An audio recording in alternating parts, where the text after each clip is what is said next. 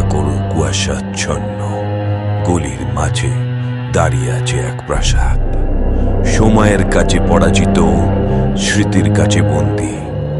এই বাড়ির দেওয়ালগুলো শুধু ইট আর সিমেন্টে গড়া নয়, এগুলো গড়া হয়েছে ফিসফাসে, কান্নায় আর সেই সব কণ্ঠস্বরের প্রতিধ্বনিতে যেগুলো কখনো প্রকাশ পায়নি।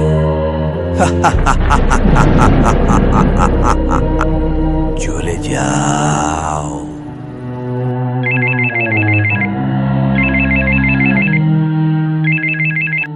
হ্যালো, হ্যাঁ মা, আসছি মা।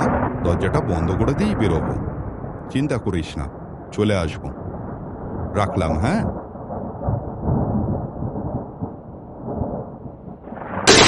কে কে ওখানে? ওদিকে কে দাঁড়িয়ে আছে?